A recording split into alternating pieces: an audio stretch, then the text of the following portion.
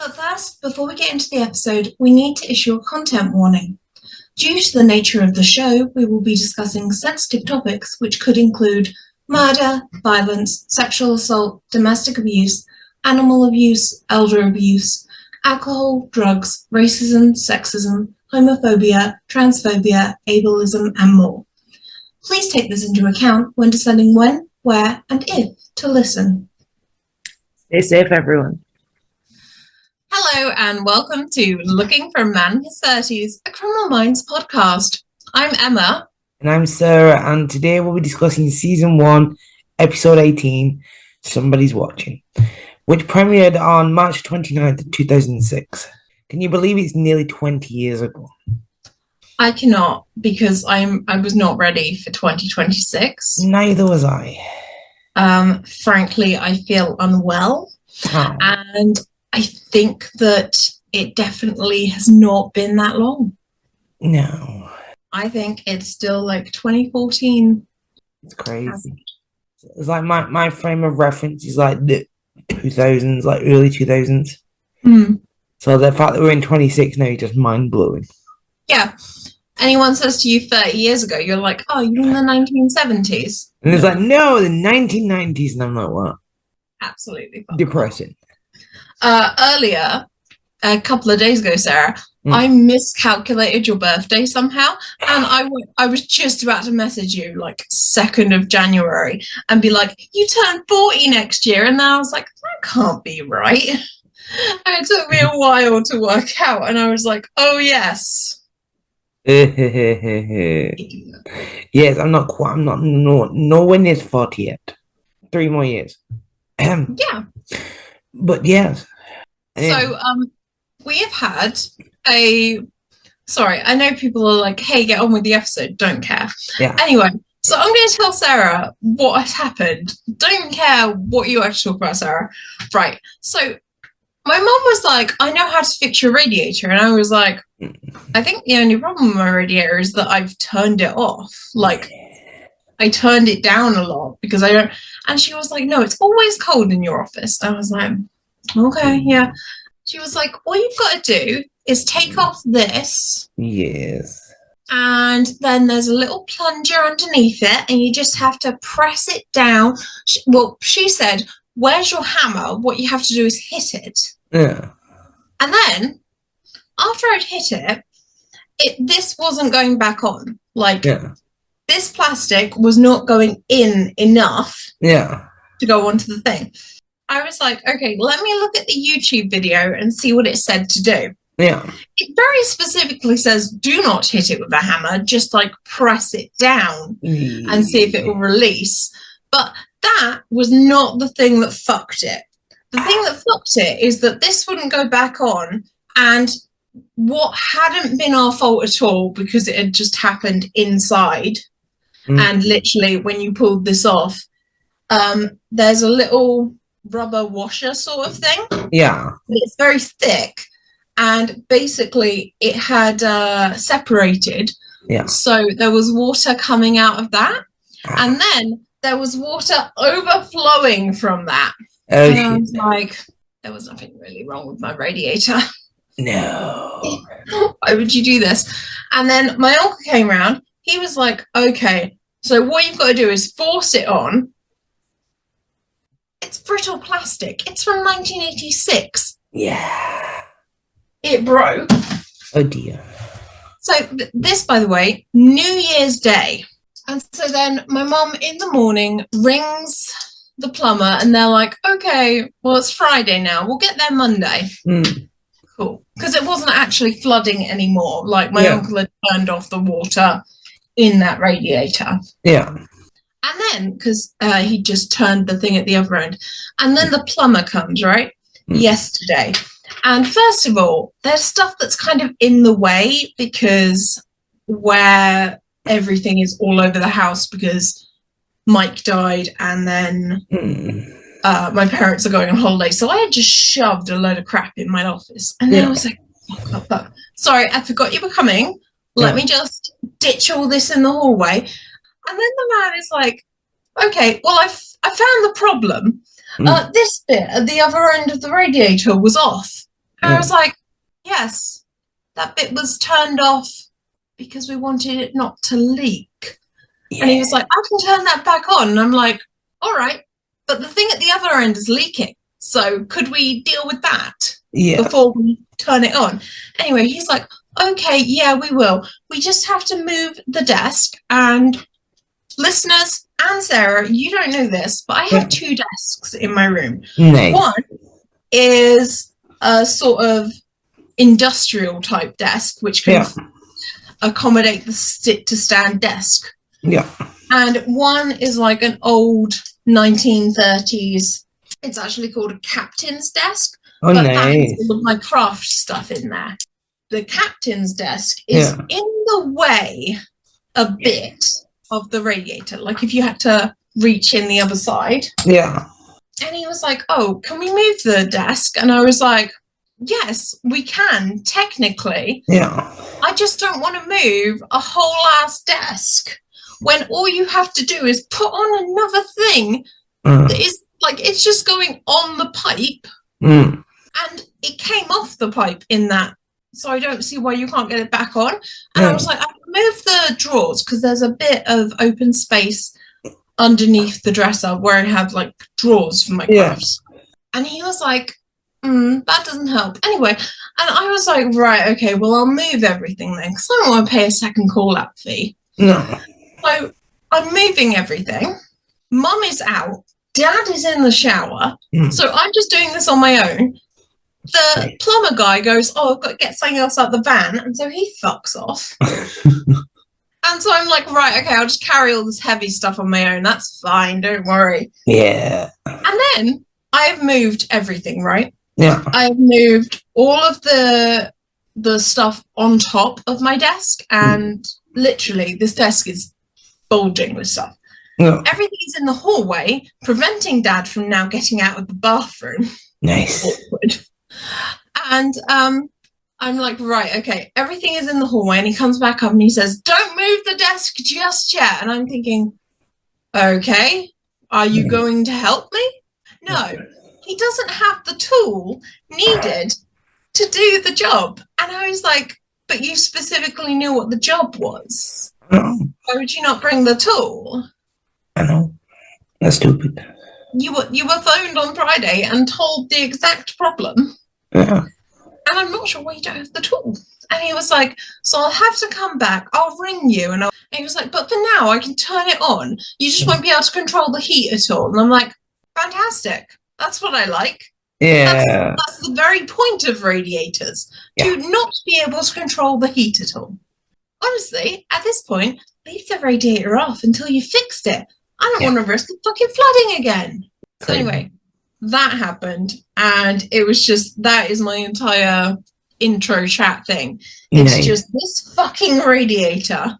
And people that kind of vaguely watch YouTube videos about how to fix things that are not actually broken because I didn't care that it was just a bit cold in my room. And I swear to God, had I just turned it on, left it for 5 minutes to adjust, it would have been fine. Yeah. But because we messed with it, and then it leaked, and I'm so mad. Okay, so Sarah, you tell me what you have been doing. Try and cheer me up. I will try. Okay. So did we mention? Anyway, we're recording this at the beginning of January. So at the moment, it is cold. And there's been snow. There has been snow. Hence why I've got this jumper on, because I'm freezing. So driving's been treacherous. But the main roads are fine. Just getting out of my street has been a bit of an ice rink. Did I tell you about when I was 22 and I was in my first job? Yeah. And they didn't close the office because it was snowing. Yeah. I think they fucking should have done, because basically I got a message being like, okay, we're going to leave at 7:30 or something like that. And I was like, what? I want to leave at 7:30. I already get there at 8:00, which is half an hour early. Yeah. But fine, we'll leave at 7:30.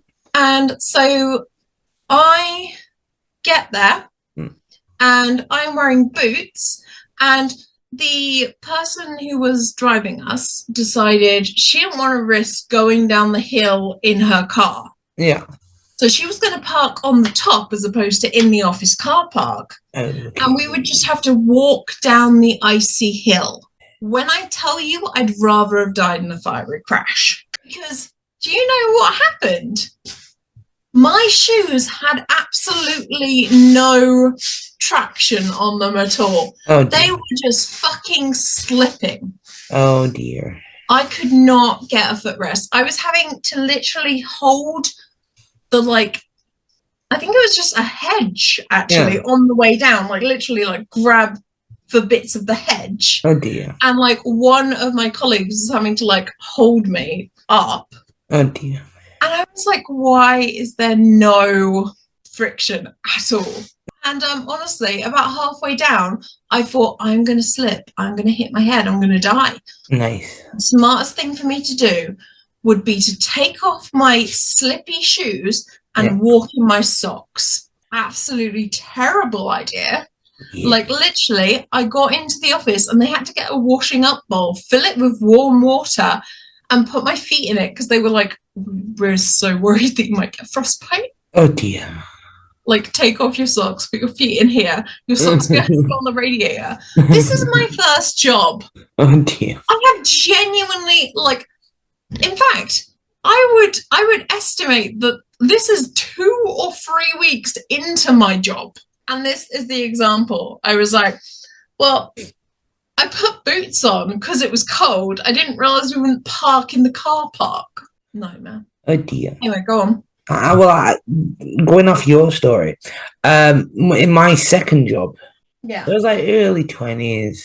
So one day it snowed. I lived on the other side of town from where I worked, so I used to get the bus in because at the time I didn't drive. And it snowed whilst I was on my shift. And knowing I live furthest away, they said, "Oh, you can go early if you want to." And as I was leaving, somebody goes, "But the buses aren't running." So I'm like, great. I don't have the appropriate footwear to walk home. And it'd take me an hour and a half to walk home anyway. So in my head, I thought, right, well, my grandparents live closest. Like about a 20-minute walk. I'll go to their house. But then I thought, still can't walk because my shoes aren't appropriate. But I worked in a supermarket where they sold clothes and shoes. So I goes, I'll buy some wellies. They didn't have my size. I had to resort to buying some that were 2 sizes bigger. So men's size 11, just so I could walk from work to my grandparents' house where my mum could later pick me up. And trying to walk in shoes that are 2 sizes bigger in snow is fucking terrifying. Yeah, I can imagine. Yeah. Well, at least you made it. I did. And I made it. Yay! So, shall we get on with the actual episode? Yes, we shall. We'll be back with the episode recap after this short break. Welcome back, and now we're on to Emma with the episode recap. So, Emma, wheels up. Wheels up. So we start off with glitzy lighting up a city, upbeat music, shots of Hollywood Boulevard at night. And a lot of this I remember because I actually went to Hollywood in 2024. Jealous. And that was really fun. So then we get the opening quote from Jason Gideon, which is, Diane Arbus once said, "A photograph is a secret about a secret. The more it tells you, the less you know." Now, I don't understand that. I think it was a bit too highbrow for me, but we don't have time to linger. We are immediately going into an art gallery where a tall man is running up to Reed and literally calling his name, pulling him into a hug that Reed does not look exceptionally comfortable with. Oh. And we learn that they actually went to school together. The man who we learn is Parker said Spencer was the only 12-year-old in our graduating class. Damn. They look just the same. Gideon, by the way, has this face on him the entire time where he looks like he is offended by the very fact that he is speaking to this man. And it seems a bit much because Spencer is like, Gideon's a contemporary art enthusiast. Why does he look like me at an art museum then? Mm-hmm. It looks like he's angry to be there and resents paying 20 quid to look at art that you could see on the computer. If he's a fan, why does he look like I do? I know. Oh. So this guy, Parker Dunlop, Spencer introduced them, and he's actually saying, hey, Gideon, I'll give you a discount on some of the art if you like. You know, any friend of Reed's a friend of mine. Or he means to say this. But right away, he is interrupted mid-sentence by the arrival of Lila Archer. And it's Amber Heard. And honestly, I would stop midway through a sentence if she walked through the door. Yeah. Like, shut up. Stop talking to me. Okay. So as Parker is leaving to go and talk to Lila instead of them, Spencer asks if he really does look 12, because Parker has said, you haven't changed at all.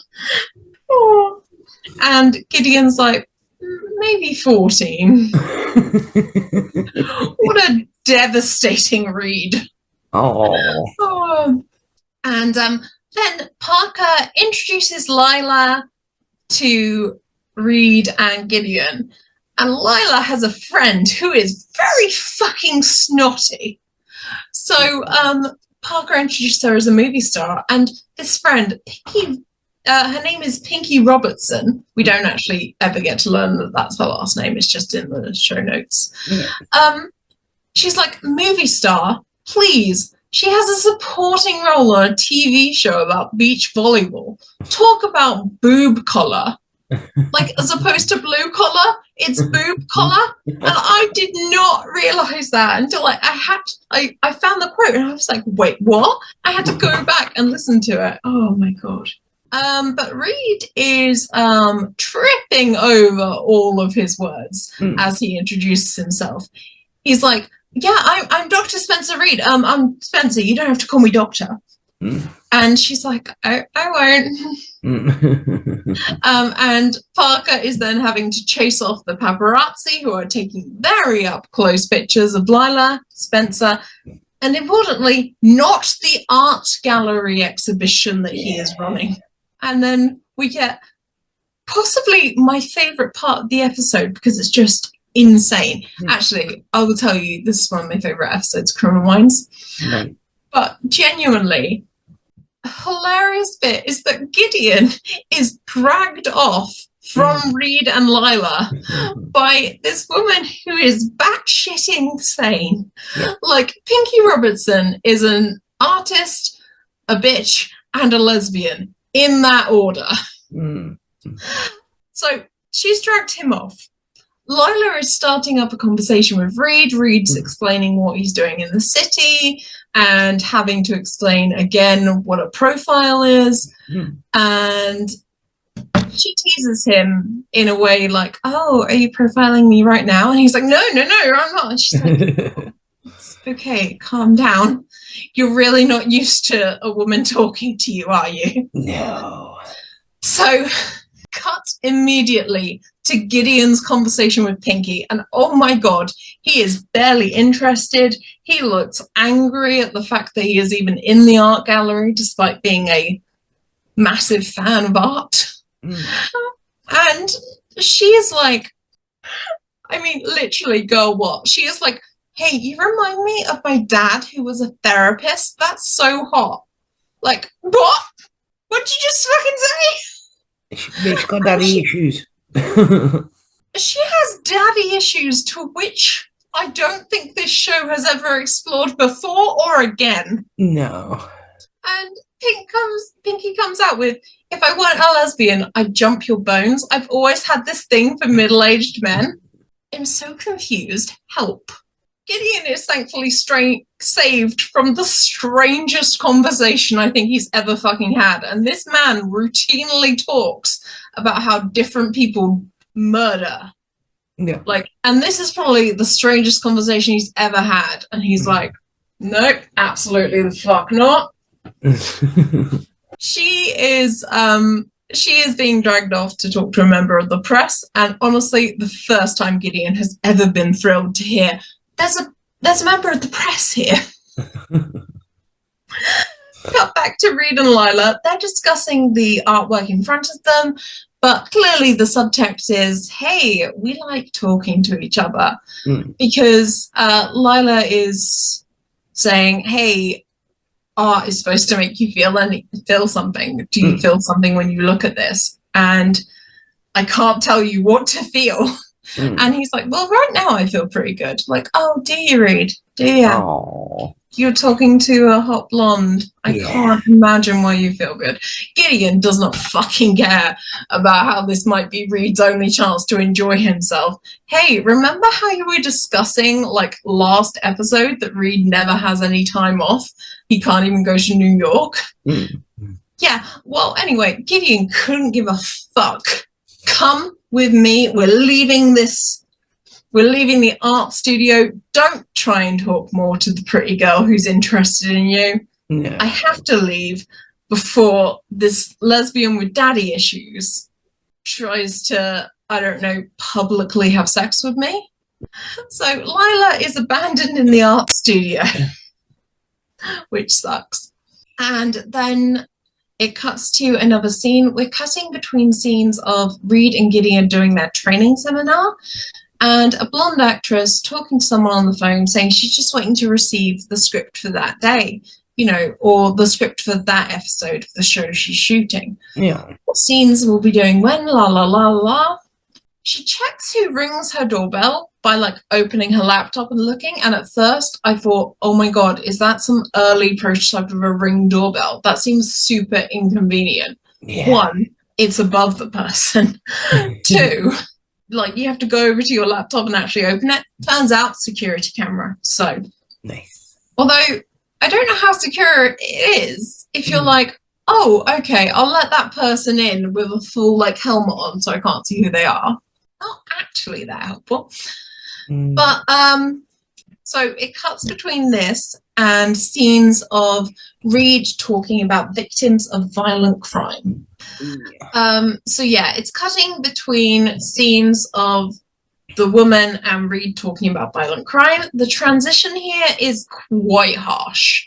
So the actress, Natalie, we later learn, she opens the door, tries to take her package from the motorcycle courier, but is presented with a gun straight to the face and pushed inside. As Gideon goes over the kind of what you have to think about when someone is a victim of violent crime, he's saying, why this person? Why this method? Why whatever? We see Natalie's fiance coming home. He's calling her, walking through the house, until he finds her on the sofa, point-blank gunshot to the head, execution style. And in case you're thinking, wow, I bet the motorcycle courier sped off, because why wouldn't you? Yeah. He's actually just around the corner, and Natalie's fiance is then shot 3 times before he could even process what's really happening. My fiance is dead. That's it. Yeah. So next up, the FBI training process is over, so Detective Kim is driving Gideon and Reed back to the airport. But before he gets in the car, he gets an important call. Holy crap, there's been a double murder in Hollywood, and a young movie star and her fiance are dead. He describes this as a major pain in the ass, which seems insensitive because, one, it's not their fault that they died, and two, what's your whole fucking job? Yeah. You're a detective, aren't you? You've just been doing a whole training seminar about violent crime, and you're like, what a pain in the ass. Anyway, he goes, hey, do you want to take a look before we go to the airport? And never one to turn down a gory crime scene. Gideon and Reed are like, yeah, sure, why not? Yeah. Nothing better to do. Oh, I didn't want to spend 2 hours at the airport anyway. No. So we get to the crime scene. Gideon and Reed determine that there are 2 different MOs. One is a targeted hit execution style to the head. And one of them, the fiance, seems like it's a surprise. Like they didn't know he was going to be home because it's not as methodical. Yeah. It's shooting out of strong emotion at that time. Yeah, it's like panic kind of thing. Yeah. Detective Kim says the motorbike courier was seen on the security camera.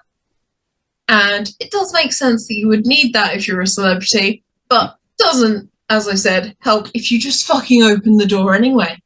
We learned that there have been a few other murders with the same MO, i.e. shot in the head execution style. And what's weird is that they work in the same sort of industry. There's another actress, there's a big-time movie producer. Curious.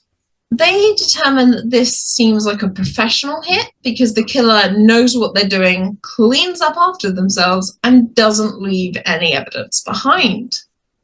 I've cleaned enough houses to know how to cover up a scene. Nice.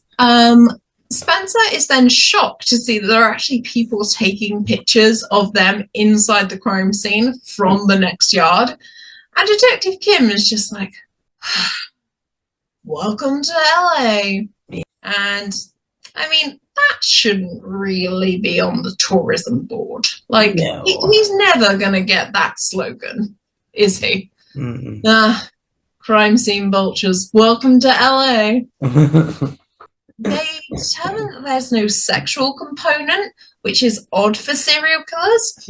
And they assess that the murder weapon is actually the preferred weapon of the mob. So is this organized crime in Hollywood? Oh no, say it isn't so. Kim asks if it's a serial killer. And Gideon's like, well, certainly a series of murders. We don't know yet if it's serial. Like, all right. Certainly a series of murders. Yes. Okay.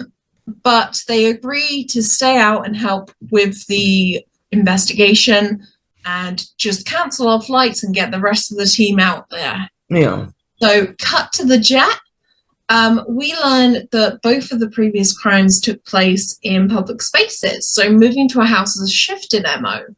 And JJ says that apparently this is the biggest celebrity homicide since Sharon Tate, which we covered in episode 16. We did. Hotch then says everyone will be watching us. And so I was like, oh, that's the episode title. Somebody's watching. Somebody's watching, like the press is always watching celebrities.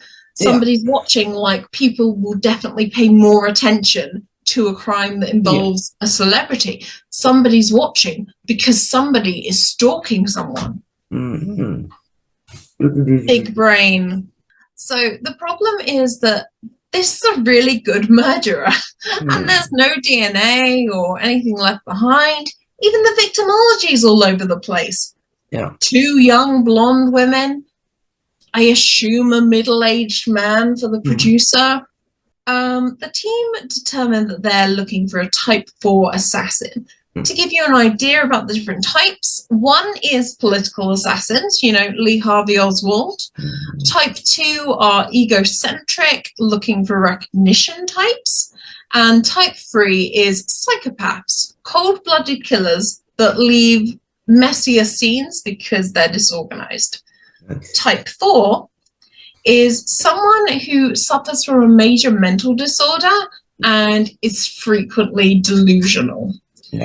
Now, I'm not quite sure how they worked it out from these crime scenes alone, because, doesn't seem like there's a political motive and it's not a disorganized scene.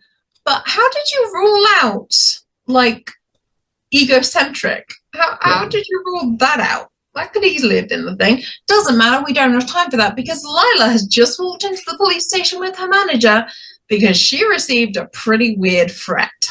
Someone has just dropped off at her house a magazine that has the story of the murder in it and scrolled on it in red, "You owe me." Now, I know this isn't the point, but what fucking magazine publishes daily? Yeah. I don't know Not that that there's I any know. magazine that publishes daily. Mm, And I went back, rechecked the image. It definitely doesn't look like a newspaper. mm, And even if the reporter was literally outside and saw the murder occur through the windows, mm. there is absolutely no way you would get print publishing that fast. No. It is later that day. It's been 4 hours. Yeah. I don't understand what kind of magazine publishes halfway through the day. Yeah. What magazine goes to print at 1 p.m.? None. Here's this day's news. It's 1 p.m., so we got everything from this morning. So if you've ever worked in publishing at all, like me and Sarah, you know that it is really convoluted to get print publishing. Sure, if this was an online thing that she'd printed off, I would have been like, yeah, Doable. totally. But a But whole I ass knew that magazine. publishing did not move that fast in 2006. But then again, anything can happen in the world of TV and film. Yes, exactly. Enhance. Yeah. Never mind, not the fucking point of the story. Yeah. We cut to Lila and Reed walks in like, oh, Lila, hi. He's like, oh, thank God. Something is finally going right for Reed. I get dragged out of the art gallery and the actress follows me to my job. Oh, wait, there's been a serious crime. Never mind. And I'm assuming that there is a cut scene where Morgan literally looks between Lila and Reed like, how the fuck do you two know each other? I have many questions. You just know, like, behind the scenes, he's giving Reed a high five. I think he was like a little more professional than that, but I think that he definitely was like I honestly, when I watched it, I was like, no, he definitely looks between them. I think that's just something I invented in my own head. Anyway, it cuts to the entire team speaking to Lila. They're trying to work out her relationship to the people who have been murdered, and if there's any link that could explain the murders, or tell them who is next on the hit list. Turns out the producer didn't cast Lila in a role and cast Natalie instead, which is kind of why they're both dead. Yeah. Natalie and the other actress, whose name I have forgotten, they both posed a threat to Lila. And the producer, he didn't cast Lila. And so it's kind of obvious now that the person killing is killing for Lila. They ask if anybody has been watching her, and she and her manager is just like, yes, everyone watches us. I'm a celebrity. That's kind of the thing. The public, the press, the industry, everyone is watching all the time. And so for 1 minute, I'm going to go on a little rant. It's not political, so don't worry. I spotted a blooper when I was watching. So first off, it's not on the IMDb either. Not as far as I saw. First off, you have Gideon sitting at the desk, and the nameplate on the desk says Detective K. Peters. And at first, the reason that I even noticed it is because I was like, oh crap, it's Detective Kim, or like Detective Kim Peters, and I've just been calling him Kim by his first name. And then I was like looking at it properly, and then I was like, when it cut to him again, he was sitting behind a nameplate that said Sergeant G. Kershaw. He's not moved. And why would he just swap the nameplates? What an insane thing to do. Continuity team, you have failed at your job. Yeah. I reckon it's because they also thought, oh crap, what if someone thinks that's Kim? Let's just change it. Who have we got there? Sergeant, great. So yeah, they've asked Lila, is anyone watching you? And she's like, yes, everybody. And they ask if there's anything more specific. Repeating phone calls, hang-ups. The only thing she can think of is that on the 7th of each month, she gets her favorite flowers, red anemones, and she doesn't know who they're from. They try and ascertain if there's anything special about the seventh. Did she meet someone? Did she break up with someone? Anything? And she's like, absolutely not. And she freaks out. She leaves the building. Spencer chases after her to try and calm her down. And oh my God, nothing he said to her would have calmed me down at all. Yeah. He's like, basically, the stalker thinks you owe him something. And what happens next is they either kill themselves or you. Mm. And in literally the next second, he, like, you could see it across his face, like, oh, that was a bad thing to say. Mm. But never mind. Too late now. Cut to the team delivering the profile. They're looking for a level 4 assassin with erotomania, specifically focused on Lila Archer. Just to give you a definition, erotomaniacs are stalkers that have the delusional belief that someone, probably someone with a higher social status, like a celebrity, is in love with them. And Elle gives us a horrifying fact that in the United States at any given time, there are over 200,000 people being stalked.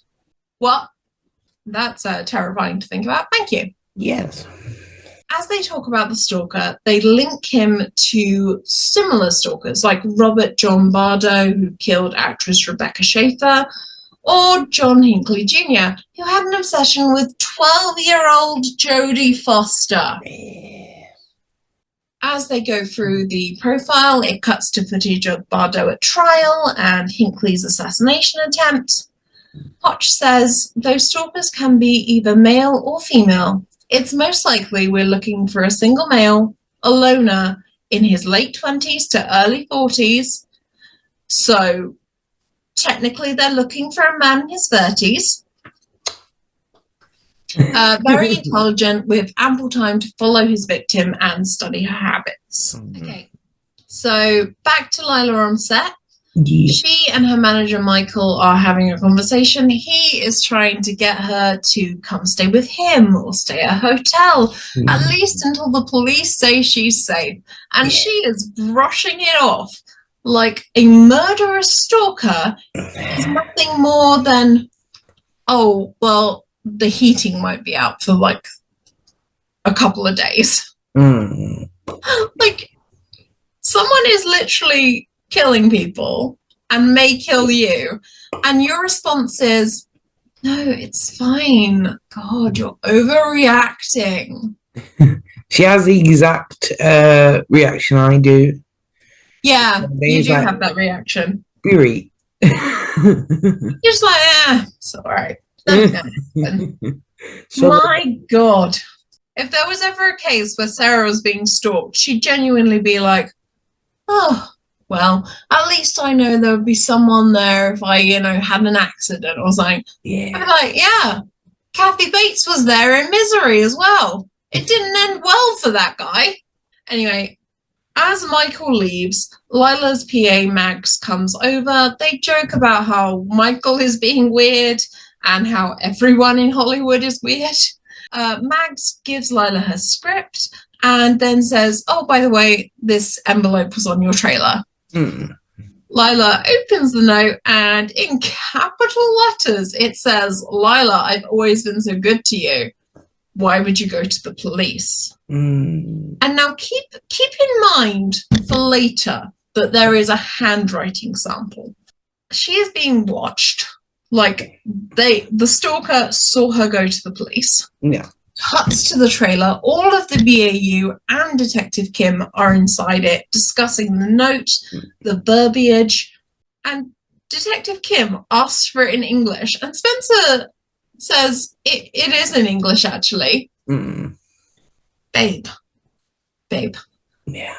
I think you really might want to go to the doctor and be assessed for autism, because that's a bit of a literal thinking thing in autism. He really meant, could you stop with the jargon about like specific uses of words and terms and tenses? Jesus. Lila, yet again, does not want any theatrics or heroic measures like pausing production on a TV show and going to a safe house until they catch the murderous stalker. She says, and I quote, "Last night I decided I wasn't going to be afraid of this lunatic." Good for you. That's great, babe. Unfortunately, he's already murdered 4 people. Oh, 3 people. You don't know about the 4th one yet. 3 people. So there's being unafraid, and then there's being absolutely fucking moronic. Yeah. Anyway, Max taps on the door and calls Lila out for her scene because, as you know, there's no reason to ever pause production on a TV show if, say, one of the actresses might be about to be murdered. The team are staying in the trailer and they say, well, we actually think she might be in more danger now that she's gone to the police. The stalker seems mad. Michael also might be in danger because he took her there. And honestly, while this entire thing was going on, I was just like, whose actual trailer did they use? Yeah. Like, I can't imagine they were like, let's do a set thing to make up this trailer that we'll never use again. So I'm thinking they just went into someone's trailer. Reed's trying to apologize to Lila for what he said yesterday that freaked her out. And she is drinking something that she obviously got off the catering table. And she's like, oh, this is awful. And then does not ask, takes his Coke bottle off him, takes a sip, and then says, "You don't mind sharing with me, do you?" And Spencer's like, no. He is then taking a drink of his Coke as she takes off her robe, revealing that she is just wearing a bikini. And he is like, dude, you need to be less obvious when you are staring. Yes. Morgan walks up behind him and kind of like ribs him like, "You don't mind sharing with me, do you?" And Reed says, "Shut up." Elle, Hotch and Gideon have gone to find Michael, but when they get into his office, he has been shot once in the head, execution style. Gideon tells Reed, like rings him, says, "Get Lila off the set, have her go home, pack a suitcase, get to a safe house immediately." And Reed's just like, oh, she's not going to want to do that. I don't care if she wants to. Yeah.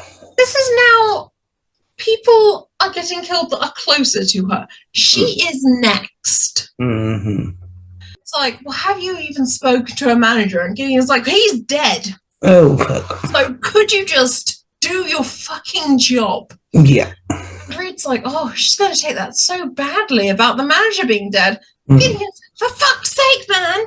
I don't care how she'll take it. We're trying to stop her being murdered. Yes. Could you just go get her, tell her off the set now, pack a bag, you're going to a safe house. Like, at this point, maybe it's worth not even really giving her the option. No. Don't worry about going home. JJ will go to your house. She'll pack a bag of stuff and she will bring it to the safe house. You are going straight to the safe house in police escort. By the way they safely get back to her house without any risk of harm is by Lila driving them back in her own truck. You know, the brightest idea. The vehicle that the stalker would already know she drives. Yeah. Cool. Yeah. Cool. Bulletproof glass in there, is there? Did you even bother to check the back of the truck to see whether there was someone with a gun lying down in the... No? So, I'm going to say maybe Reed should not have been left to do this, because he seems to be not great at this point. No. In Michael's office, the team find nude pictures of Lila in an envelope, and it seems that Michael was paying someone off so that they wouldn't go to the press. And it turns out the person he was paying off is Joe Martinez, a member of the paparazzi. And from the photos that we see later, I think it's that he is literally outside her window taking pictures of her as she changes, or like she gets into her swimwear and goes to the pool. Inside the house, Reed is trying to run through some safety precautions with Lila, including information about data brokers that would not seem out of place in a John Oliver special from last year. Yeah. Lila says hanging out with you is really depressing. Oh. And all right, fair.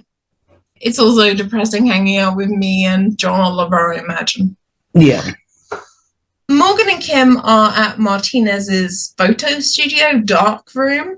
And boy, are there a lot of photos of Lila. Yeah. And a call sheet from the TV show that he definitely shouldn't have. There are even photos of Reed, and they worry he might be a target. So Morgan calls him to give him a heads up. But before Morgan and Kim can even get into their car, the motorbike assassin, really, I put motorbike courier, but really at this point, they're definitely not a courier and definitely an assassin. Yeah. Drives past, shoots them, while still driving, by the way. Kim has been shot in the shoulder and gets loaded into an ambulance. The rest of the team meet Morgan and Kim at the site of the assassination attempt, rather than going straight to Lila's house where Reed and Lila are. Yeah. At this point, I'm like, right, there's a definite problem here, guys. Gideon tells us that Garcia has actually checked through all of Lila's press and found no mention of red anemones being her favorite flower. So it must be someone that knows her out of the public eye, someone she actually is friends with or has an acquaintance. They then rush off to the house, and I'm like, why the fuck didn't you do that earlier? Yeah. Reed is staring at this really lovely artwork in Lila's place. It's a load of different sections of photos, like it's a collage basically. And she is like, yeah, no, it's a great piece of art anyway. And then she's like walking out from the room that they're in onto the pool deck. And she's like literally slipping off her robe again to reveal she's in a bikini. And he's like, what are you doing? Don't get in the pool. I said, pack a bag. We're leaving. And she's like, I'm not going to stop living my life. I'm just not. At this point, I will admit, if I was Reed, I would have already been like, right, okay, well, I'm just going to knock you out and take you to the safe place because they can treat a concussion. They can't treat shot 1,700 times. No. So she gets in the pool, ignoring the fact that someone is killing people and will target her next, right? And this is a direct quote. Lila, I'm begging of you, will you please get out of the pool? Really, Spence, you should live a little. Live a little? I've known you 48 hours. I feel like I've already aged 10 years. This is how I would feel if I was in any contact with Lila. Like, fuck you doing?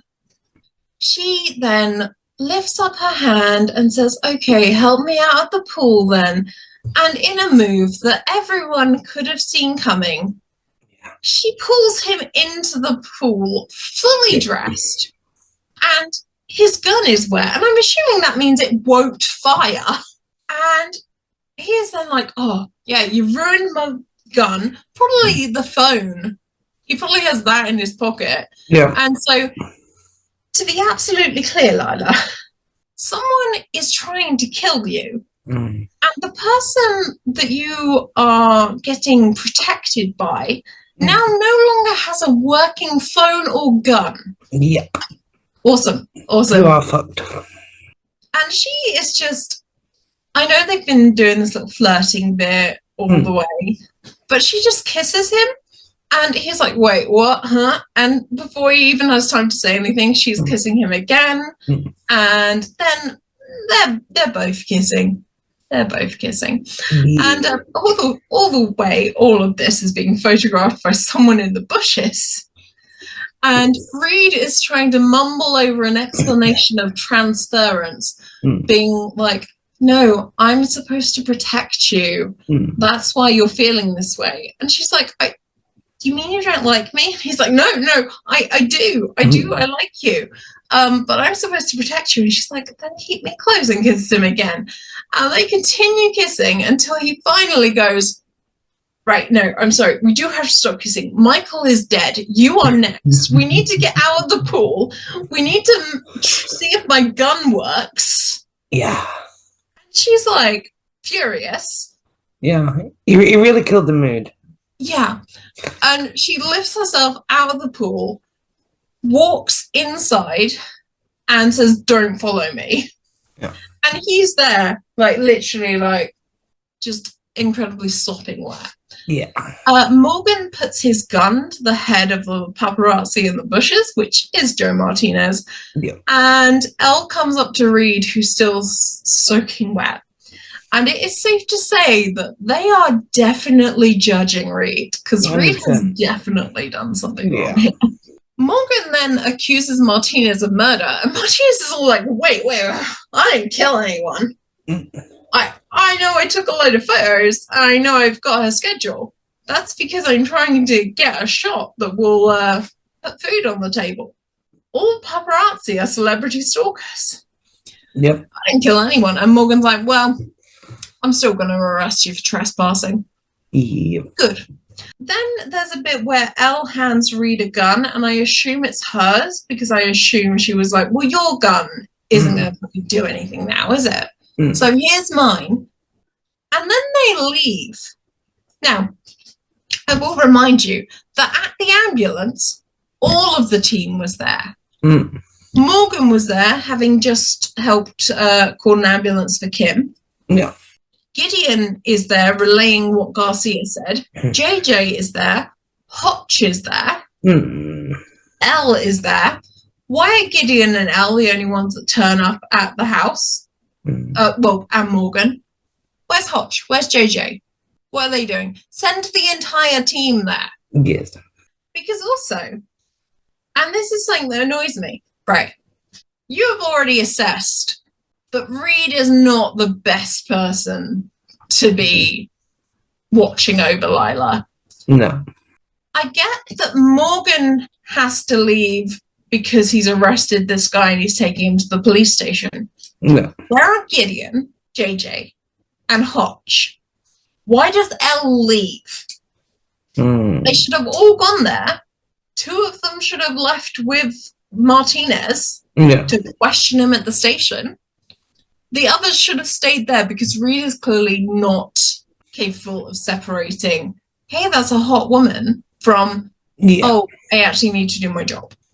Yeah, they should have really been cool with it. Yeah, definitely. So Reed comes in, he's in dry clothes, he's trying to apologize to Lila and saying, hey, I'm really sorry I lied to you. And Gideon comes in, says, well, I told him to lie to you, so that's fine. Reed is then staring at the artwork that he was staring at before, and he's seen something. It begins to jump out at him. The editing here is really good, because you actually see the collage. Disassemble and reassemble, so it's like a full picture. And Spencer says, I'm going to have to cut up your picture. I promise I'll put it back together later. So the team are disassembling it on the kitchen counter. And what you see is that there are all pictures of Lila going right back to when she was in college. And they say, who gave you that picture? And she points to a man actually in the picture and says Parker did. Fucking hell. So we've established that Gideon, Elle, and Morgan were at the house with Reed and Lila. If we assume that one of the agents went with Kim to the hospital, say JJ, and Hotch was the one that took Martinez back to the station for questioning, it didn't need to be Gideon, Elle, and Morgan all going to look for Parker. Yeah. One of them should definitely have stayed behind because Reed is not doing a great job right now. No. Look, I love Reed, but you can't be just making out with a victim. Yeah. That's not how things work. No unprofessional. And also, then you're not paying attention. No. Elle has already given you what I think is her gun because yours is fucking soggy. Yeah. Now, at the art gallery, they're looking for Parker, Elle, Gideon, and Morgan. But they run into Pinky instead, and she is not fucking pleased that Gideon ran out on her the other night. And I have to say, I'm wondering how often "you look like my dad, I want to fuck you" works, because it should work never, I'm hoping. So I'm just wondering how far that gets her beforehand. Parker immediately greets Gideon because he's recognized him as Reed's friend, and they get down to business quick. Gideon does not want any artwork. Did you give Lila this artwork? And he's like, I mean, yeah, but I didn't make it. And they're like, oh, so it's just a coincidence that it's got your picture all over it. And he's like, wait, what? Turns out he thought, hey, Lila is hot. And also, wouldn't it be great if celebrities came into the art gallery all the time?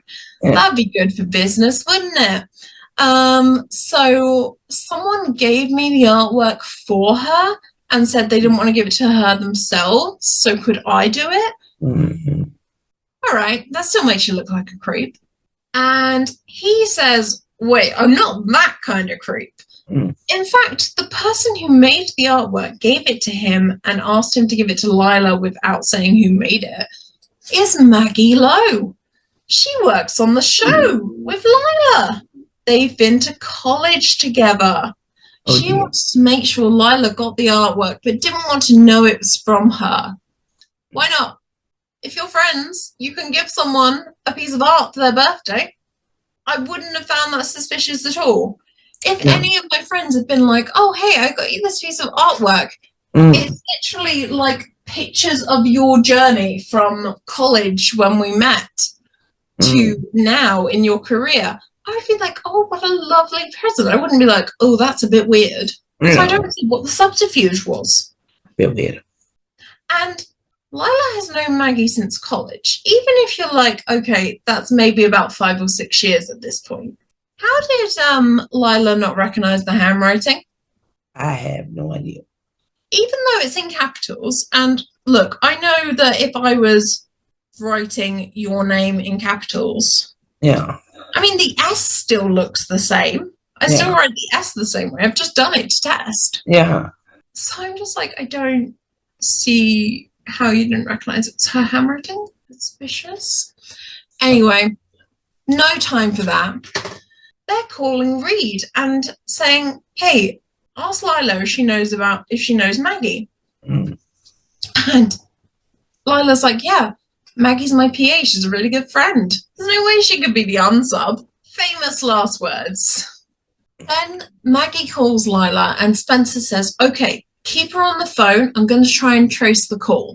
He rings Garcia and Maggie does not sound good. She is low energy, sounding depressed, and the image on screen is her literally looking into, like, I think it's probably one of those free section vanity mirrors, but it looks a bit like she's in a hall of mirrors. Yeah. And she does sound like she just keeps going, I'm so tired. I'm so tired. And honestly, this could be a voice recording that I leave for you, Sara. Pretty much. I'm so tired. There's so much tragedy in the world. Nothing has ever been the same since I was 19. Do you remember when I used to have hope? It was Obama's first term. And now, so it could be very much a voice message that I leave to you until we get to the point that Maggie recounts a time that the heating went off, and Lila and her got up to something. Yeah. Yeah. Until that point, it does sound like a typical message I leave. Yeah. So clearly, Maggie has been in love with Lila for a few years. Mm-hmm. And Lila says, oh, yeah, no, Maggie, I never felt like that about you. Don't fucking say that. She's the murderer. She's killed people. Don't immediately go, oh, well, I don't actually feel that way about you. Yeah. You what, bitch? You say, oh, no, I feel exactly the same, until she has handcuffs on and she is in a police station. So Garcia is tracing the call and she asks Reed to confirm Lila's address. Turns out she's inside the house. Oh, fuck. So Reed's like, oh, how did she get in the house? And Lila's like, she's my friend. She's my PA. She has keys. So he pulls out a gun, which I'm assuming is Elle's dry gun. He's walking around the house, having it pointed in front of him like this. It's actually really far away from him, and I'm like, I don't think that's how you're supposed to shoot guns at all. I don't think you're supposed to, like, literally hold it out like this. You have no control over it now. Like, literally, someone comes around the corner, it's on the floor. Great, well done. I feel like he's got really long arms. He does have really long arms, but he's still, like, extending this part of the arm when he should actually have the triceps in close to you. Like that. That's how you have more control over it. So far, so good, until Maggie literally comes up behind Lila and points the gun at her head, forcing Spencer to drop his gun. Reed pleads with Maggie not to hurt Lila, and Maggie is stroking Lila's hair and saying she would never hurt Lila. She made Lila. She's the reason Lila has all the success. And Lila tries to argue back, and I'm like, no. Bitch, what the fuck are you doing? Do you think you're a member of the behavioral analysis unit or something? Don't antagonize someone putting a gun to your head. No. So Reed shows everything he's learned from Gideon by antagonizing Maggie and saying, actually, Lila's in love with me. We kissed in the pool and she said she's in love with me. Ooh. Which means that Maggie points the gun between Lila and Reed, alternating it like she doesn't know who to shoot first. And then she leaps forward and tries to, like, take Lila down, but Spencer is able to disarm and overpower her on the floor. She pleads with Reed to shoot her, saying that she would actually be so much happier. And she literally sounds like she wants to die. So Reed actually takes the bullets out of the gun and says, we're going to get you help instead. Yeah. So cut to an overview of a sunny LA. Lila and Reed are trying to say goodbye to each other as the BAU tries to create a ring to stop press getting in so close. Yeah. Lila and Reed are trying to say goodbye to each other. Lila's manager is coming up to her and being like, hey, also, get in the car. We've got an interview in 10 minutes about the stalking. And Lila's like, I don't fucking want to talk about that. And if I was going to say anything about this, it would be life has a way of imitating art, doesn't it? And the manager is like, stalking is a major problem in the United States. So you're doing a public service. At the same time, Gideon is trying to get Reed into a car so that they can go to the airport and go home. Both of them are being, like, sped along by their respective manager who keeps coming in and being like, Reed, car, now. Lila, makeup, now. Let's go. Move it. But these two are too busy going, no, you hang up first. I love you. And she says, oh, well, if I'm ever in Washington, I could come see you, right? Like, oh, okay. I am thinking, sorry, are you guys exchanging numbers? Is he supposed to get that from, like, the official records of the crime? Yeah. Anyway. Bless. So then we get the overview of the jet. We get Jason's closing quote. Bernard Shaw once said, an American has no sense of privacy. He does not know what it means. there is no such thing in the country. And then it cuts to Reed in Quantico, clearly typing up what I assume is an incident report, where he says, yeah, I made out with the victim on the case. Awkward. And Morgan is saying goodbye to him, and Reed's like, hey, Morgan, has there ever been a girl you wanted to be with for like more than just one night? Like, what a thing to ask your co-worker who you've known like 7 months at this point. And Morgan is like, sorry, what? Yeah. I've never seen you with the same girl twice. All right, man. And Morgan says, are you calling me a dog? And Reed's like, no, I'm just trying to figure out if this feeling I have is going to go away. Oh. So Morgan is trying to say, look, you were literally her hero. He's got like a real big brother energy here.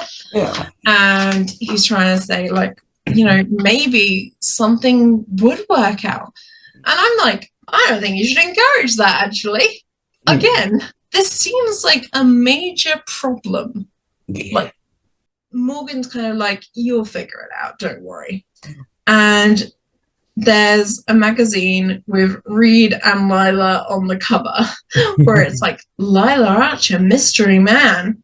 And Reed throws it in the bin and then thinks better of it, takes it out of the bin and slips it into his desk drawer. Oh, bless you. End credits. Thanks for that, Emma, and we'll be back with the episode discussion after this short break. Okay, so now we're back to talk about the episode, interesting points, notable guest stars, and our baby girl or pretty boy of the episode. Yeah. So, Sarah, do you want to start with your comments because you've written them in first? In the interesting points section, so I have coined a ship name for Reed and Lila. Excellent. Ryla. Oh, What do you think? I think that's cute. And I was looking, the interaction between them was so adorable. I know it was, wasn't it? And the kiss in the pool was cute as well. Yeah, I think they could have gone somewhere with that. Yeah. If she didn't live in LA. No. But it's the first time we've seen him interact with a female in a romantic way. It's adorable. Yes, exactly. It's so cute. Yeah. And do you know that was actually the actor, Matthew Gregula? That was his first on-screen kiss. Oh. And so I've got a behind-the-scenes thing, which I'll leave linked. And it was him going, yeah, that was actually my first on-screen kiss. And everyone was giving me advice, but it was all different advice, which didn't help. Yeah. And Shamar Moore was like, oh, do you know what you should do? You should slip at the tongue. Like, fucking what? And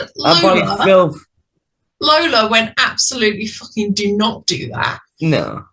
Crazy. So, so that was actually his first on-screen kiss. And do you want to know something actually interesting aside from that? No. He actually suggested Amber Heard for the role because they had been friends before that, and the production team were looking for someone who had a kind of Grace Kelly look to her. And he was like, I know someone who kind of looks like Grace Kelly. I suppose it helped that they had chemistry before, and like, yeah, they knew each other well, pretty much. Yeah. So yeah, that was quite cool. Oh. And do you want to explain your interesting points that you found? Yeah, so I did get these off of the Criminal Minds wiki, but the title probably alludes to the song Somebody's Watching Me by Rockwell. Oh, I know that one. Yeah. It's what comes up when you type in Somebody's Watching. It's like, this is the first thing. Classic. I always feel like somebody's watching me. Oh, yeah, that's it. That's the one.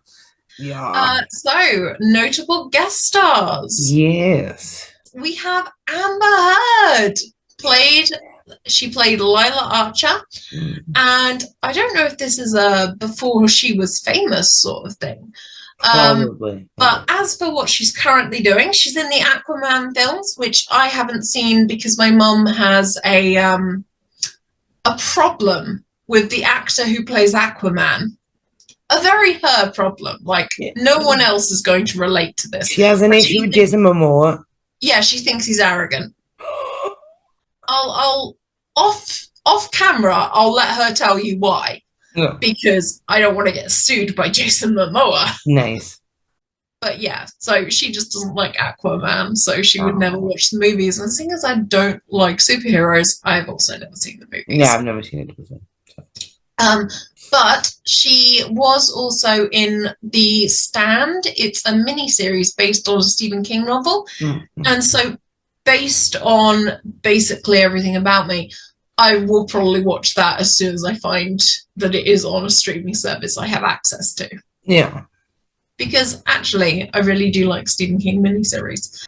The next actress is Jackie Geary. She played Pinky Robertson, and she plays the role of Amber Foley in 13 Reasons Why.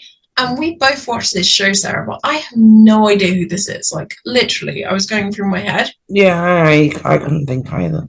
Oh, she was the mother of Justin Foley. Yes, Justin Foley. Duh. So, Sarah, do you want to go on with, I think, probably your favourite guest star, because you put it in bold? Well, it's the only one I knew personally. Yeah. Well, not personally, I don't know him personally. But he's the only one I recognise. Like, me and Peter Jacobson, we're always down the pub. Besties. Weird. So the guy who plays Lila's manager, Michael, is played by Peter Jacobson. And for me, he's best known for playing the role of Dr. Chris Taube in House MD. Yeah. And I loved House. I watched it religiously. I liked House, and I recognise him from there as well. So, I do prefer the earlier seasons, just because I'm obsessed with Jesse Spencer. Of course. I appreciate the entire series. And I do remember Chris Taube very, very... He's got one of them faces you just recognise. Yes, he does. But yeah, should we move on to our episode MVP? Yes, so, I mean, right. Yes. So I think we're both thinking of the same person. Yeah. Yeah, definitely.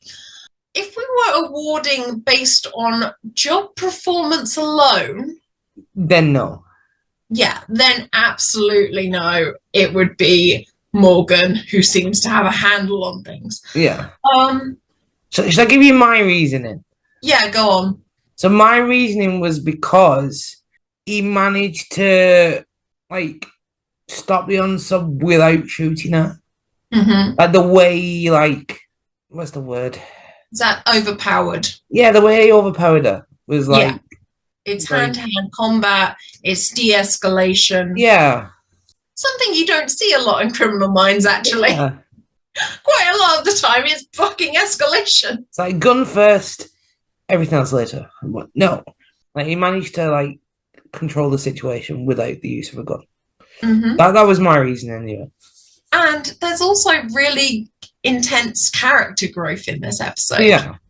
You know, Spencer has conflicting feelings. He kisses a girl, but he's supposed to be looking after her. Yeah. He doesn't want this to be the end of it. They are literally saying goodbye like lovesick teenagers. I'll miss you more. You can see the battle in his head trying to separate it, but so he was essentially he was the standout character of this episode. Yeah. No one else, I think maybe JJ and Hotch had 3 lines. Yeah, they were minimal in this one. Yeah. So he really was the central figure for the episode. Yeah. And it was really good character development. Yeah. So should we say our pretty boy of this episode is Mr. Spencer Reid? Yes. Congratulations. Very rarely we are on the same page. True. And very rarely do we not just go, let's just give it to L. Sure, why not? Yeah. If in doubt, give it to L. And we'll be right back with a true crime recap after this short break. Welcome back for our true crime recap. Sarah, it's time to deliver the profile.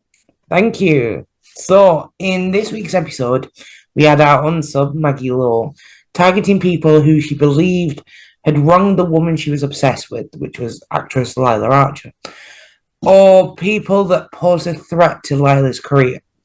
She then killed those people execution style. Bit violent, unnecessary, but you do you. So, Lowe appears to be inspired by two real-life murderers. There's Robert John Bardo, who Emma mentioned earlier, along with John Hinckley Jr. Who Emma mentions in about every other episode. Yeah, literally Emma's favourite serial killer. No, do not say favourite. Okay, everything I have learnt about that man has been against my will. He does come up a lot. So, the unsub from the episode and the murderers, Bardo and Hinckley Jr., were all erotomaniac stalkers and assassins. All were fixated on an actress, and all killed their victims with a revolver. However, I lean more towards John Hinckley Jr.'s case in this true crime, as like Lowe, he attacked others because of his fixation on an actress. So he didn't attack the actress themselves; he attacked people around them, or in this case, for them. So John Warnock Hinckley Jr. was born on May 29th in 1955 in Ardmore, Oklahoma, to a wealthy family. His father, John Warnock Hinckley Sr., was the founder, chairman, chief executive, and president of the Vanderbilt Energy Corporation. That's mother, a lot. I know. Right, that man's an overachiever. Legit. His mother, Joanne Moore, was a homemaker. His brother Scott would later become vice president of the dad's company when he graduated college. Coincidentally, John Sr. was a financial supporter of George H.W. Bush in the 1980 presidential election campaign. Bush was a major rival of Ronald Reagan for the Republican Party's nomination, and the relevance of this will be apparent later. So the Hinckley family moved from Oklahoma to Texas when John Jr. was 4. Growing up in University Park in Dallas County, he attended Highland Park High School. When he graduated in 1973, the family moved once again, this time to Evergreen, Colorado, where the headquarters of the family's new oil company was located. Between 1974 and 1980, Hinckley was an on and off student at Texas Tech University before he dropped out completely. In 1975, during one of his off periods, he decided to move to LA in the hopes of becoming a songwriter, but unfortunately never worked out. He moved back to Colorado the following year. However, during his time in LA, he would often talk to his family about a girlfriend named Lynn Collins. But it later came to light that she was simply a figment of his imagination. In 1976, the movie Taxi Driver was released, and it soon caught the attention of Hinckley. In the film, the protagonist, a cabbie named Travis Bickle, played by Robert De Niro, hatches a plot to assassinate a presidential candidate. At some point, he encounters Iris, a 12-year-old prostitute who has been sexually trafficked, and he becomes obsessed with saving her. He makes a failed attempt at assassinating the presidential candidate, but instead ends up killing Iris's pimp. She's later reunited with her parents, and he's hailed a hero by the media.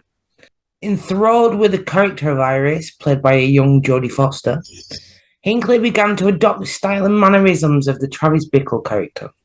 Inspired by Bickle's gun collection in the film, in 1979, Hinckley bought a gun and would practice target shooting. Over the next year or so, he purchased more and more guns and ammunition, including what are referred to as Devastator rounds, which completely explode on impact. Why is that something that's being sold to civilians? Fuck knows. Terrifying. Yeah. That's not safe. No. In May 1980, he found out through an article in the People magazine that Jodie Foster had enrolled at Yale University. In order to stalk her, he briefly moved to New Haven, Connecticut. He'd been given funds by his parents to attend a writing course at the same university. But instead, yeah, I don't know. What the hell? Wait, sorry, yes. no. Yale University. Yes. And they were just like, oh, do you want to go study writing there, John? Yes. Here's some money. There you go. I know college was cheaper in the freaking 80s. Yeah. But I don't know that it was cheap enough that you'd just be able to be like, yeah, I want to go to Yale University. $5,000, please. Yeah. Well, they were a wealthy family, so. I mean, yeah, but they didn't even like ask to see acceptance letters. I have no idea. Jesus. Anyway, to cut a long story short, instead of enrolling, he just used the money to support himself while he lived there. All right. Yeah. During this time, he would send Foster love letters and romantic poems, and would go so far as to repeatedly call her and leave messages. In return, he would receive, yes, insufferable, right, completely. He would receive polite responses from either her or a publicist, but he became increasingly disheartened as he wasn't developing any meaningful connection with her. He convinced himself that he needed to rescue Jodie, in the same way that Bickle rescued Iris in Taxi Driver. He fantasized about schemes to demonstrate his love to her and get her attention. Among these schemes were hijacking the plane and killing himself in front of her. What? These were the schemes that he thought of. These were supposed to somehow save her if he killed himself in front of her? Fuck knows. Anyway, he ultimately settled on a plan to assassinate the President of the United States of America. It's weird that this is just something he came to as like his backup plan. You'd think someone who wanted to assassinate a president, that would be the only thing on their mind. It wouldn't just be like a little side quest. Yeah. So what the hell was going to his brain like, I know how to war, let's kill this guy. Yeah. What the fuck? I mean, now that I know the plot of the movie, it does make a little more sense. Yeah. If you do have a deranged or some sort of mental disorder. Yeah. Crazy. So, just to be clear, no one was doing anything about this? Like, no one knew he had an obsession with this 12-year-old? I'm guessing not. Right, cool. So, anyway, with this plan in mind, during the 1980 presidential election, Hinckley followed then-President Jimmy Carter from state to state during these campaigns, and even got within 20 feet of him at a rally in Dayton, Ohio. But he lost his nerve and the assassination plan fell through. On October the 9th, 1980, while trying to board a flight from Nashville, Tennessee to New York, Hinckley was arrested after handcuffs and 3 unloaded guns were discovered in his hand luggage. I wonder why that might arouse suspicion.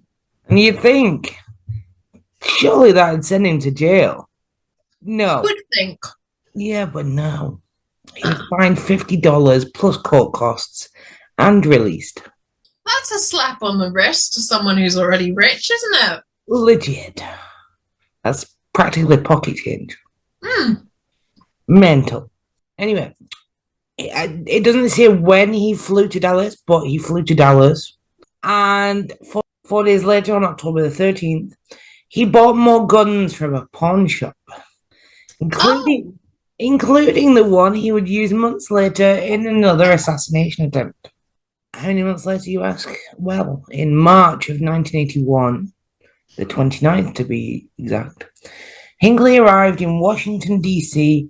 after traveling across the country from L.A. on a Greyhound bus. The day after his arrival, he wrote a letter to Jodie, which he never mailed, explaining how he planned to win her love by assassinating the new president, Ronald Reagan. Okay. So Hinckley reads Reagan's itinerary in a local newspaper. Don't ask why it was published.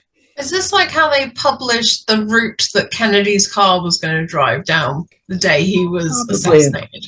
Maybe. Why you'd announce that in the press? I have no idea. Hey guys, have you ever thought about just keeping some stuff secret? Yeah. And in this article in the paper, he finds out that Reagan would be at the Hilton Hotel to address a conference. So Hinckley decides to take a cab to the hotel to wait for him. Oh, yeah. Yeah. Then, at 2:25 p.m., Reagan leaves the hotel, waving at the crowd of people who come to see him. And in the midst of the crowd, he pulls out his revolver and fires it 6 times in quick succession. So the first shot hits White House Press Secretary James Brady in the head. Yeah. The second shot hits police officer Thomas Dillahunty in the back of his neck as he turns to protect Reagan. The third shot, despite a clear shot of Reagan, thankfully the bullet hits a window of a building across the street. Misses him completely. It's at this point that Special Agent in charge Jerry Parr pushes Reagan into a waiting limousine. Bear in mind, these shots all happen like very quickly. The fourth shot hits Secret Service agent Timothy McCarthy in the abdomen as he tries to protect Reagan getting into this limousine. The fifth shot hits the bulletproof glass of the limousine window on the open door. And it's the sixth shot, which ricochets off the armoured side of the limousine and hits Reagan under his left arm, grazing a rib and lodging in his lung, stopping just short of his heart. This isn't seeming like a well-executed plan here. No, I don't know how quick, it says quick succession, but I don't know how quickly all these shots were fired. But that's a lot of action. It would have to be pretty fast. Like you saw Secret Service agents bundle Donald Trump off the stage. They dived on him. Yeah. Mental. So after these shots rang out, before Hinckley could do anything else, civilians round him alerted the Secret Service, who dogpiled him and then disarmed him, and he was arrested. President Reagan was taken to the George Washington University Hospital and made a full recovery, thankfully. He would later joke about the ordeal, stating his apparently famous line, "Honey, I forgot to duck." What?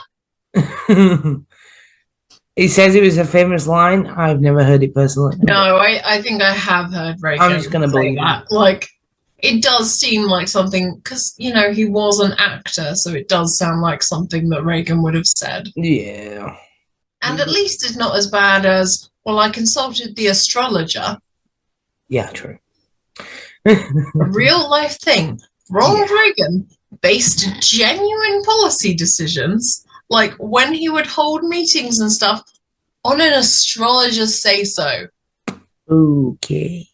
We don't have time for it, but that is Moving real. swiftly on. Now, sadly, as a result of the shooting, James Brady, the press secretary, was left paralysed on his left side, disabling him for life until his death in 2014. Yes. How this next bit surprised me, but it does make sense. So his death was ruled as a homicide 33 years after he was shot.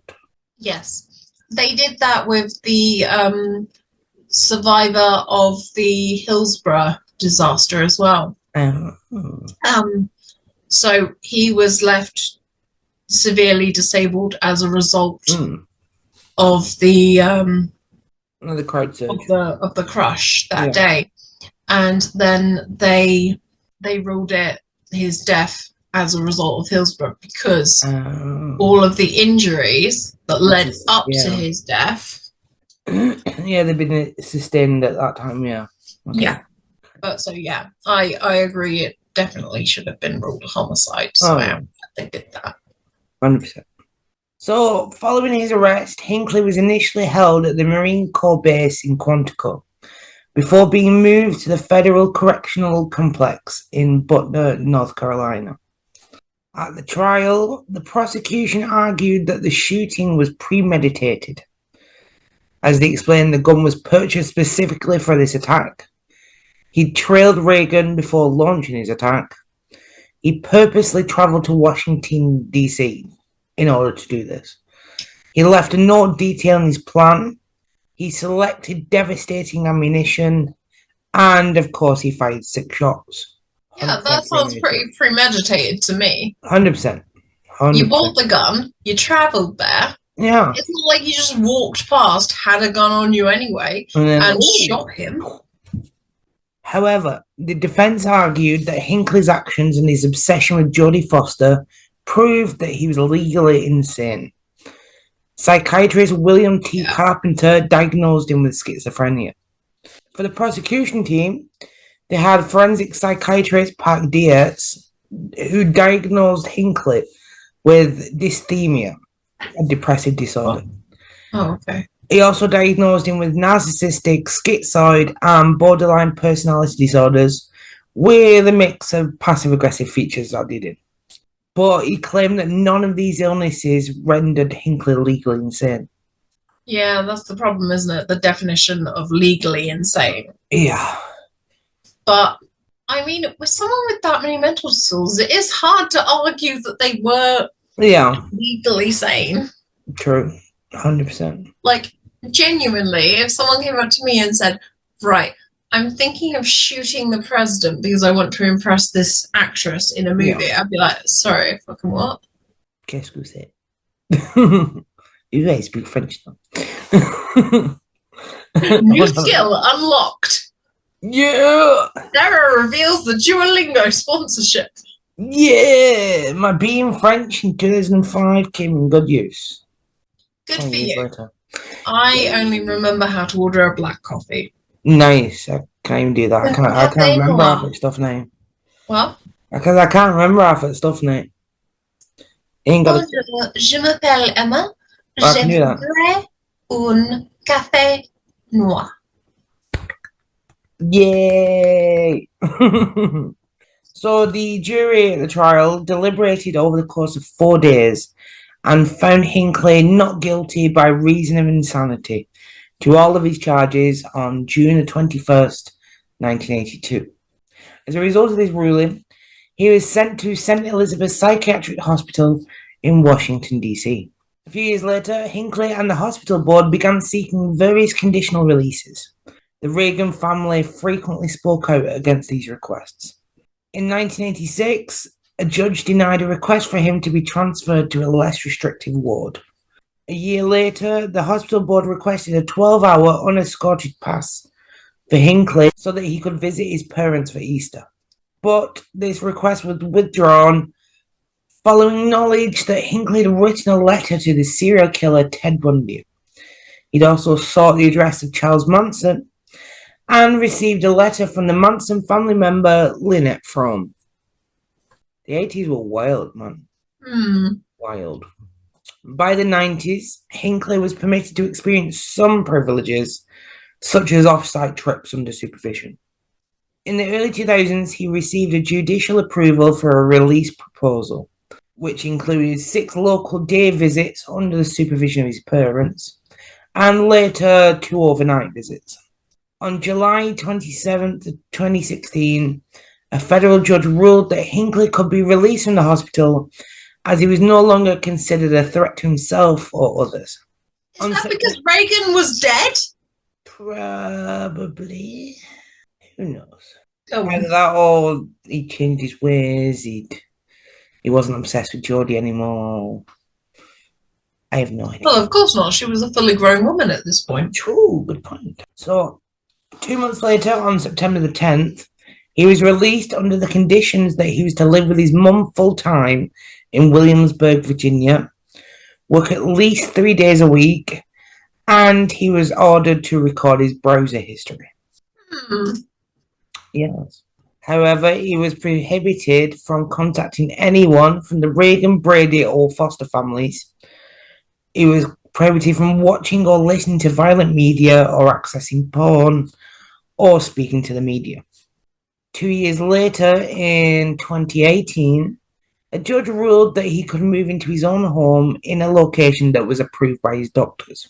In 2022, so 4 years ago now. 4 years ago. Yeah.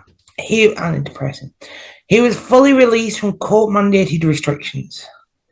In that same year, he had an interview with CBS, and he expressed remorse for his actions and publicly apologized to the families of his victims. Following the attempted assassination of Donald Trump in 2024, Hinckley tweeted, "Violence is not the way to go. Give peace a chance." Soon changed his tune, didn't he? That's a bit fucking rich.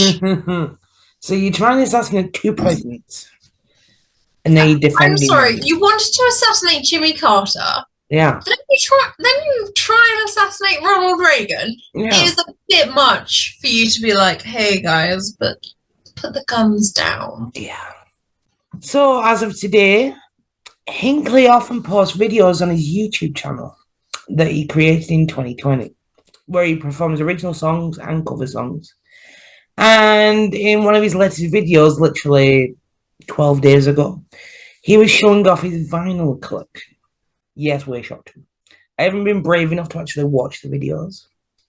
No. But just knowing they exist. Should I just watch it from the podcast account? But just knowing they exist is just traumatizing enough.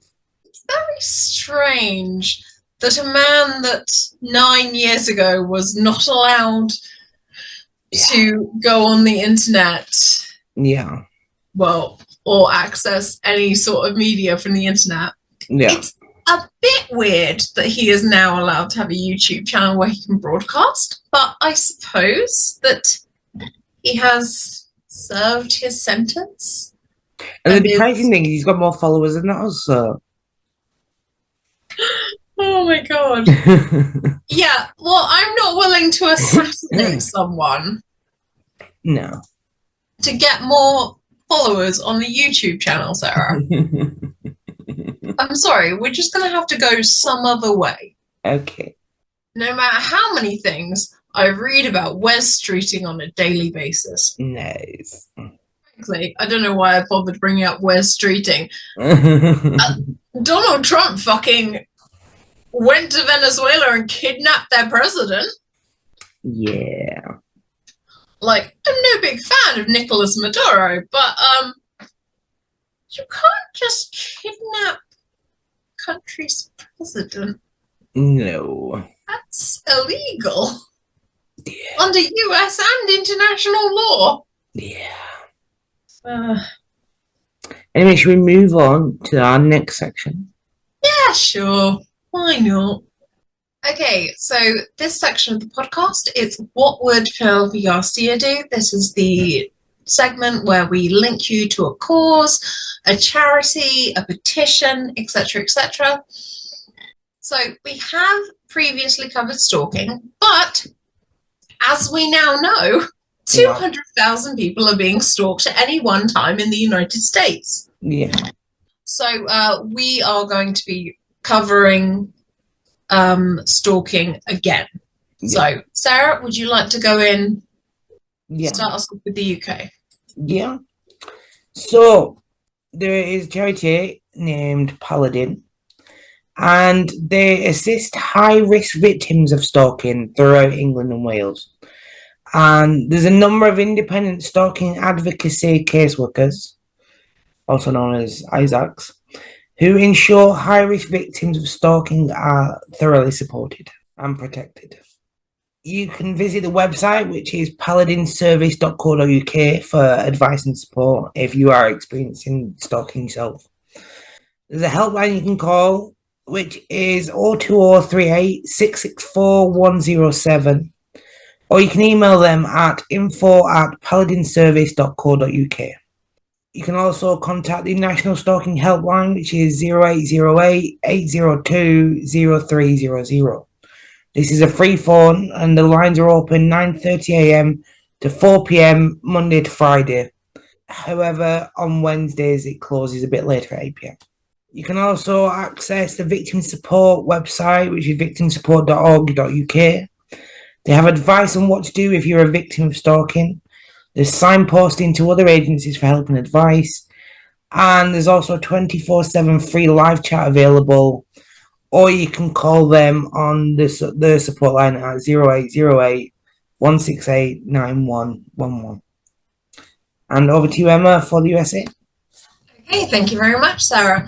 So for the USA, I want to highlight stalkingawareness.org. So this helps put you in touch with local providers, because obviously laws and the charity lines will differ state to state. So if you don't know your local service provider, go to stalkingawareness.org/victim-service-provider-resources. I know that's a long thing. I'll put it in the show notes. Yeah. You can also contact them on the following hotline, Victim Connect. It's 1-855-484-2846. And as we learn, 200,000 people at any one time are being stalked. And as I know from a Bureau of Justice Statistics special report, during a 12-month period, an estimated 14 of every 1,000 people aged 18 or over are victims of stalking. Oof. That's insanely high. Yeah. And if you know anything about true crime, it will not surprise you to learn that at least half of these stalking victims have experienced at least one contact per week with the stalker. Oof. And it is highest for people who are divorced or separated. Damn. And it will not surprise you to learn that's a lot of male violence against women. You wanna split up from me? I'm gonna make sure I know what you're doing at every time. So Terrifying. Scary. Yeah. Stay safe out there, everyone. Yeah, 100%. And if you notice any behavior, like someone in your life is trying to track your whereabouts, just maybe tell other people about it now. Don't wait for the end of the podcast. You don't need to wait for that. Just go and say, hey, best friend, do you know the guy I was seeing and that I broke up with, he's been a bit weird recently. Yeah. Oh, excellent. Tell them now. Yeah, 100%. Okay, but if you are sticking around for the end of the podcast, then thank you very much for joining us for today. And that's all for this week. But come back next week when we'll be talking about Criminal Minds Season 1, Episode 19, Machismo.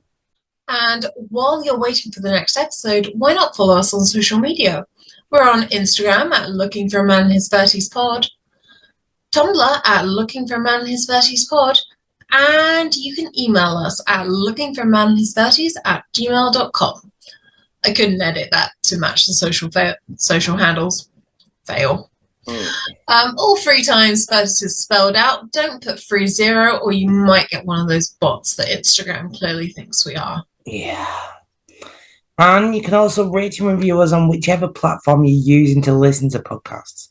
And if you'll excuse us for being douchey influencers for just a minute, if you're watching us on YouTube, please like the video, subscribe, and hit the bell notifications. It really helps more than you know. Until next time. This case is closed.